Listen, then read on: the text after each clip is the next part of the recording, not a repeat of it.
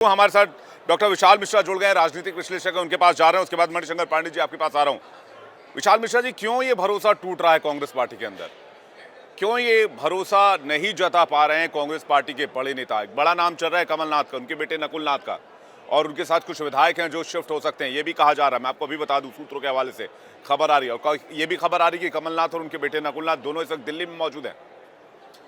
लेकिन साथ साथ सबसे बड़ा सवाल यह है कि जहां मोदी जी 400 प्लस की गारंटी दे रहे हैं, तो वहीं कांग्रेस के अंदर भरोसे की कमी विकराल तौर पर बढ़ रही है, विकराल रूप ले रही है। विशाल मिश्रा जी, देखिए विवेक जी, ये तो कांग्रेस को सोचना होगा, आत्ममंथन करना होगा, और आत्ममंथन करना भी चाहिए कि क्यों उनके एक एक करके जो बड़े बड़े नेता हैं वो उनका दामन छोड़ रहे हैं, और वो ज्वाइन करते हैं या नहीं ये तो समय बताएगा। लेकिन एक बात तो मैं कहना चाहूंगा कि वर्तमान समय में विवेक जी, आदरणीय प्रधानमंत्री श्री नरेंद्र मोदी जी की आंधी है।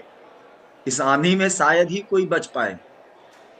तो कहीं ना कहीं ये एक बात तो ये स्पष्ट है, दूसरी तरफ कहीं ना कहीं लोगों का अपना मान है, स्वाभिमान है, आत्मसम्मान है, वो कहीं ना कहीं हो सकता है उसमें कोई बिछो, उसमें कोई विभेद आता हो, या उस प्रकार की संतुष्टि ना हो पा रही हो। हमें जहां तक याद आ है, तब जो है लोग साथ छोड़ रहे हैं। जहां तक मुझे याद आता है कि कुछ ही दिन पहले हम लोगों ने देखा था, एक कुछ 20-23 लोगों का एक ग्रुप एक आया था, कुछ एक मेमोरेंडम दिया था, कुछ बातें कही गई थी। तो कहीं ना कहीं वो जो अंदरूनी बातें थी लोगों की, जो निकल के नहीं आ पा रही थी, भले ही उसको ये कहा गया था कि हम लोकतांत्रिक प्रक्रिया के तहत, जो हमारे यहाँ लोकतंत्र है उसी लोकतंत्र के तहत लोगों ने ये अपनी बातें कही हैं, लेकिन वो लोकतंत्र के तहत कही गई बातें ही नहीं थी। वो लोगों के अपने अंदर की जी भावनाएं थी, जिनका कहीं ना कहीं समाधान नहीं हो पा रहा था। तो उस जी मेमोरेंडम के तहत, उसके तहत चीजें सामने आई थी। अब ये जो वर्तमान परिप्रेक्ष्य में चल रहा है, जो ये सूचनाएं, जैसा सूत्र आप बता रहे हैं कि जो ये न्यूज में आ रहा है कि शायद ज्वाइन करेंगे, तो मैं तो कह रहा हूं कि हर आदमी आज की डेट में ये देख रहा है कि किस तरीके से प्रचंड भारतीय जनता पार्टी की बहुमत सरकार बनने जा रही है, तीसरी बार भी आदरणीय प्रधानमंत्री जी के नेतृत्व में, श्री नरेंद्र मोदी जी जी के नेतृत्व में। तो फिर मैं वही बात अपनी रिपीट करता हूँ कि ये आंधी है आदरणीय प्रधानमंत्री श्री नरेंद्र मोदी जी की, शायद ही इसमें कोई बच पाए। और खासतौर से तो वो लोग जो कहीं ना कहीं इस बात को देख चुके हैं नहीं कि नहीं, किस तरीके से। विशाल जी, आप जिसे आंधी कह रहे हैं और आप जिसे राजनीतिक हालात बता रहे हैं, यहाँ मेरे साथ विपक्ष के जो समाजवादी पार्टी के और राहुल लाल, जो प्रेम कुमार जी बैठे हुए हैं, वो ये कह रहे हैं कि ये प्रेशर पॉलिटिक्स है। क्यों एक एक करके सांसद और नेता इस तरफ जा रहे हैं? अजीत पवार चले गए, एनडीए में शामिल हो गए, अशोक चौहान चले गए, एनडीए में शामिल हो गए। ये सब तो बीजेपी के लिए भ्रष्टाचारी हुआ करते थे, और अब कमलनाथ जा रहे हैं। कमलनाथ के ऊपर भी भ्रष्टाचार का एलिगेशन बीजेपी ने इलेक्शंस में लगाया, लेकिन अब खबर आ रहा है देखिए कि वो बीजेपी में शिफ्ट हो रहे हैं। तो ये देखिए कह रहे हैं कि सब दबाव के तहत किया जा रहा है, ये मजबूर किया जा रहा है नेताओं को इस तरफ शिफ्ट होने के लिए। अब वो हमारे मित्र राहुल लाल जी को कोई विशेष जानकारी हो दबाव की तो बात दूसरी है, लेकिन जहां तक ये जो एक आम आदमी जो जो ये न्यूज देख के, समाचार देख के जो एक आकलन कर पाता है, वो उसके दिमाग में ये बात आना स्वाभाविक है। कि तो मैं तो पूछना चाहता हूँ अपने मित्र राहुल लाल जी से कि मित्र, इतने लोग छोड़ के गए, आपके बड़े बड़े मुख्यमंत्री जो कई बार सिटिंग मुख्यमंत्री रहे हैं, अच्छा वो विशाल सब जी, एक एक करके छोड़ के गए, तो आपको आत्ममंथन नहीं करना चाहिए? आपको विशाल जी एक चीज इंट्रोस्पेक्ट बता करना दीजिए। चाहिए ना, नहीं नहीं, वो तो कि आत्मंथन आखिर पार्टी वो कौन करेगी। सी, कि आखिर विशाल वो जी, को, अभी हाँ अभी हाँ। अभी मध्य लेकिन अभी मध्य लेकिन प्रदेश के रही बात चुनाव हो रहे प्रेशर थे। की, विशाल रही जी, बात अभी रही मध्य बात, हाँ प्रदेश हाँ। के चुनाव हो रहे थे, और तमाम आरोप आप लोगों ने कमलनाथ के ऊपर लगाए, तमाम डिबेट में, फिर तमाम राहुल वहां पे लाल जी को पार्टी और लगा विशाल रही जी को थी। स्क्रीन पर लेकर आइए। मैं कह रहा हूँ कि तमाम फिर आरोप राहुल अगर लाल जी को और विशाल जी को स्क्रीन पर लेकर आइए। हाँ, मैं कह रहा हूँ कि विशाल जी की वो आरोप क्या गलत थे? तब अब भारतीय जनता पार्टी को फिर माफी मांगनी चाहिए कि मध्य प्रदेश विधानसभा चुनाव के दौरान माननीय श्री कमलनाथ जी के ऊपर जो भी आरोप लगाए गए थे वो आरोप गलत थे। क्योंकि अब तो वो वॉशिंग मशीन में उनकी धुलाई होनी है, और धुलाई होकर वो बीजेपी में पहुंचेंगे, वो आरोप मुक्त हो जाएंगे। तो देखिए, ये जो राजनीति है ना, इसका मतलब है कि 400 सीट क्या, भारतीय जनता पार्टी 200 सीटों के आंकड़े को नहीं छू सकती है। इसलिए वो बाध्य है कांग्रेस के नेताओं को अपने यहाँ पे लेने के लिए। ना तो फिर उनकी मजबूरी नहीं होती, उनके पास तो आरएसएस का मजबूत कैडर है, उनके पास खांटी कार्यकर्ताओं को वो स्थान देते हैं। तीनों विधानसभा में अभी जो उत्तर प्रदेश, जो उत्तर भारत के चुनाव हुए, उसमें यही नारा दिया गया विशाल जी। लेकिन वो देखिए, नारे खोखले थे, और आपको फिर से कांग्रेस नेताओं के शरण में जाना पड़ रहा है। तो ये जनता अच्छे से समझ गई। हमें लग रहा है कि कांग्रेस की आंधी चल रही है, इसलिए कांग्रेस के नेताओं को लेने का प्रयास हो रहा है। मित्र राहुल लाल जी, ये दिवा स्वप्न देखना स्वाभाविक है और देखना भी चाहिए, सबको भी देखने का अधिकार है। आप भी देख रहे हैं, देखिए। ये कांग्रेस की आंधी नहीं है, ये आदरणीय प्रधानमंत्री जी की आंधी में देखिए कैसे एक एक करके शाख जो है, पत्ते जो है वो जो है पेड़ से टूट के कहीं और जा रहे हैं। और रही बात, आप जो बात कर रहे हैं आरोपों की, तो आप भी जानते हैं कि politics is nothing but it is only A probability of permutation and commutation. संभावनाओं का जो है क्रमशः और संचय होता है। अब आरोप की जहां तक आप बात करते हैं वो आरोप अपनी जगह है, आरोप की आप जहां तक बात करते हैं वो आरोप अपनी जगह हैं। लेकिन यदि कोई व्यक्ति किसी विशेष विचारधारा से प्रभावित होके किसी विशेष पार्टी के किसी पार्टी के साथ जुड़ना चाहता है तो इसमें प्रेशर पॉलिटिक्स कहां से हो सकती है? आप मुझे बताइए। आज आप कह रहे हैं कि 200 नहीं पार कर पाएंगे, आप कौन से दिवा स्वप्न में है मित्र? ये आप नहीं, आपकी मजबूरी है, मैं समझता हूं कि आप अपोजिशन में होके बोल रहे हैं, तो आपका बोलना स्वाभाविक है क्योंकि आपको डिफेंड करना है एनी हाउ। लेकिन वास्तविकता तो जो सामने है, ट्रूथ नीड्स नो मिरर, सच प्रत्यक्षम किम प्रमाणम, सच्चाई को किसी प्रमाण की आवश्यकता नहीं होती है, वो सामने दिख रहा है। और आप उसे कह रहे हैं प्रेशर पॉलिटिक्स, प्रेशर पॉलिटिक्स। मैं आपसे पूछना चाहता हूं कि जितने आपके बड़े बड़े नेता छोड़कर गए वो सब क्या प्रेशर पॉलिटिक्स में थे? बताएंगे आप ठीक है कौन सा प्रेशर पॉलिटिक्स था? जी। बताइए, एक सिंगल नाम रा, बताइए। राहुल लाल जी से जवाब लेते हैं जी। राहुल लाल जी। विवेक जी, मैं तो एक ही चीज कहूंगा, अभी जो विशाल जी ने कहा कि भाई कोई हमारे जी विचारधारा से प्रभावित हो जाता है तो फिर आरोपों का क्या, राजनीति में आरोप तो यही लगते रहते हैं। तो अब ये नहीं, माना जाना चाहिए कि माननीय प्रधानमंत्री या भारतीय जनता पार्टी तमाम कोई भी आरोप अगर विपक्ष के ऊपर लगाए तो फिर उन आरोपों का कोई विशेष मतलब नहीं है। मैंने ये तो कहा नहीं, आप बातों को गलत, आप मेरे मुंह में अपनी बात डाल रहे हैं। नहीं, राहुल लाल जी, आप मेरे मुंह में अपनी बात डाल रहे हैं। मैंने कहा आरोप, मैंने कहा कि मैं महेंद्र नाथ पांडे जी के पास जा रहा हूँ। यदि कौन कोई किसको व्यक्ति बरगला रहा है और विचारधारा से कौन प्रभावित कौन होकर आ किसको रहा है। टहला रहा है और कौन किसको बहला फुसला रहा है, महेंद्र नाथ पांडे जी के पास जा रहा हूँ। मैं आ रहा हूँ विशाल मिश्रा जी आपके पास। महेंद्र नाथ जी बहुत देर से वेट कर रहे हैं। मणिशंकर पांडे जी, हाँ माफ कीजिएगा, मणिशंकर पांडे जी हमारे साथ, उनके पास जा रहा हूँ एलजेपी आर से। मणिशंकर पांडे जी, ये जो बात बार बार की जा रही है कि भाई प्रेशर बनाया जा रहा है, प्रेशर पॉलिटिक्स किया जा रहा है और नेताओं को मजबूर किया जा रहा है, और जब नेता बीजेपी में एनडीए में शामिल हो जाते हैं तो फिर उनके ऊपर चार्जेस के बारे में कोई बात नहीं करता है। मणिशंकर पांडे जी। विवेक जी, मैं कहना ये चाहता हूँ, मैं अभी अपने भाइयों का विचार सुन रहा था, अपने मित्रों का। मैं बहुत दिन, लंबा दिन, मैं 40 साल तक कांग्रेस में रहा और मैं 5 साल पहले कांग्रेस को छोड़ा था।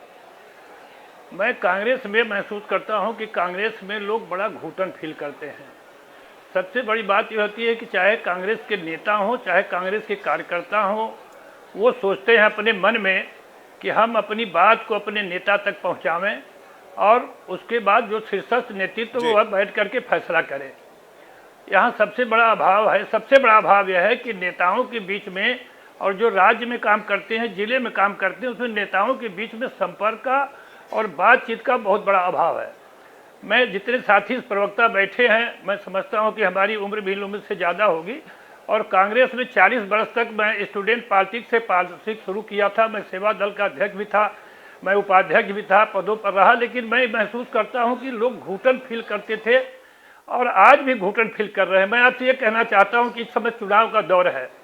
आपने देखा होगा कि इंडिया गठबंधन बना, इंडिया गठबंधन में नेगोशिएशन जिस तरह से हो रहा था उसमें कांग्रेस पार्टी सबसे बड़ी पार्टी थी और हर आदमी सोचता था कि ये बैठ करके लोग राय बात करके सीट शेयरिंग करें, गठबंधन के बीच में बात करें। लेकिन कांग्रेस पार्टी का नेतृत्व कभी भी उस अपने इंडिया गठबंधन के जितने भी लोग आए हुए थे उनके बीच में सामंजस्य नहीं कर पाए जी। दूसरी बात मैं आपसे कहना चाहता हूं कि कांग्रेस पार्टी में कांग्रेस पार्टी का जो प्रेसिडेंट है और आप खड़गे जी अध्यक्ष हैं, लेकिन खड़गे जी के पास कोई पावर नहीं है।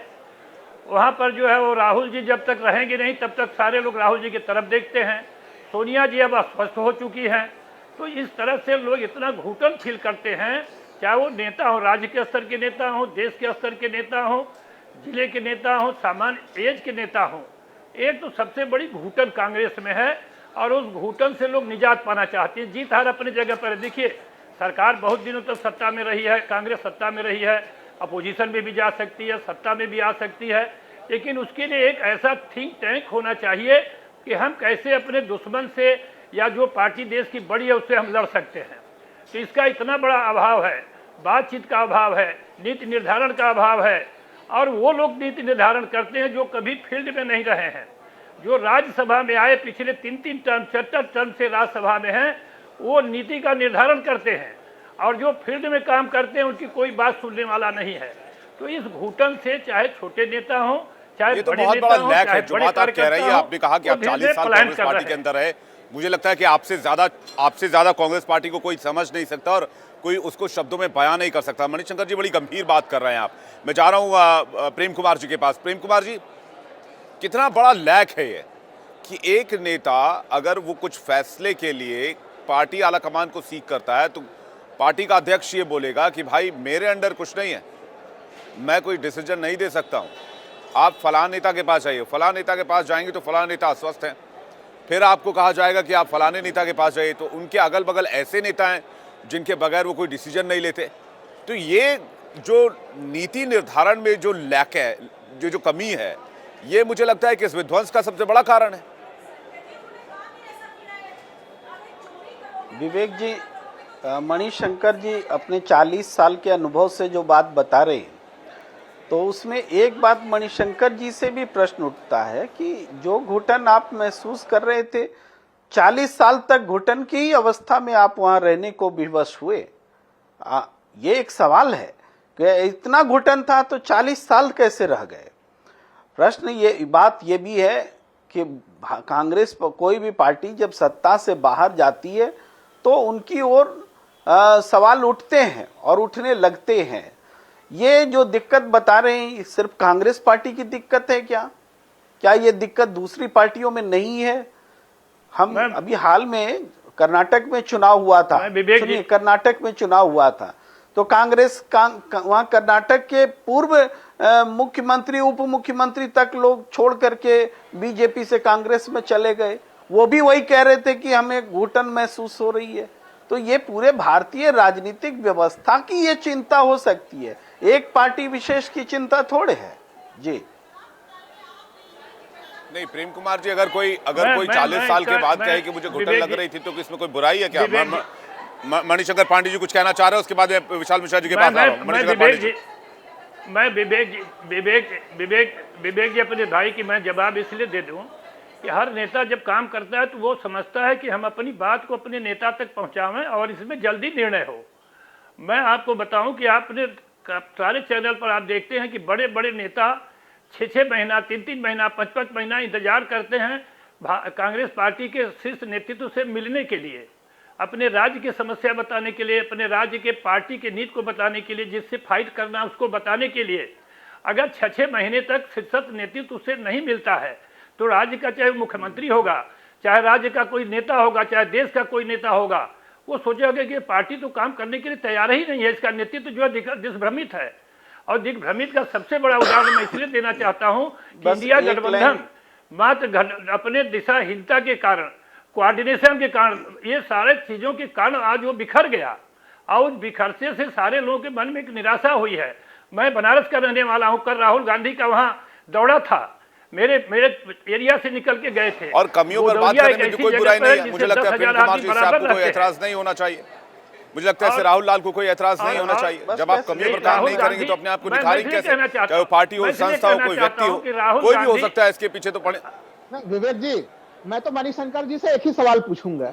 विवेक जी, मैं अपनी बात पूरी कर लूं। मैं आ रहा हूं आपके पास, हमारी बात पूरी कर लें। एक सेकंड लूंगा मैं अपनी बात 1 मिनट लूंगा, 1 सेकंड लूंगा। मैं गोदौलिया पर कल राहुल गांधी देश के इस पार्टी के सबसे बड़े नेता हैं और गोदौलिया जैसी जगह पर इस यात्रा में उनकी बैठक हो रही है जहां 10,000 आदमी से ही घूमते रहते हैं। बेनियाबाग में उनकी बैठक होती थी। मैं वहां के जिला कांग्रेस कमेटी के बहुत पहले अध्यक्ष था, मेरे नेतृत्व में 3-3 लाख की 2-2 लाख की वहां बैठक हुई है। आज राहुल गांधी वहां 5,000 आदमी की मीटिंग एड्रेस कर रहे हैं। किस बात की यात्रा है ये? किस बात की यात्रा में राहुल गांधी घूम रहे हैं? उनको दिल्ली में बैठ करके इस समय पार्टी के सीट शेयरिंग में जितने भी लोग उनके साथी थे सबके साथ बैठ करके फैसला करना चाहिए। और ये न्याय यात्रा में घूम के अनावश्यक मोदी जी पर अटैक करना, झूठ बोलना, अनावश्यक अटैक करना, मैं समझता हूं कि सबसे बड़ा जो नेता है जो पार्टी छोड़ रहे हैं, उन्होंने समझ लिया कि पार्टी का जो शिष्ट नेतृत्व है उसमें समझदारी नहीं है और वो मोदी जी से नहीं लड़ सकते।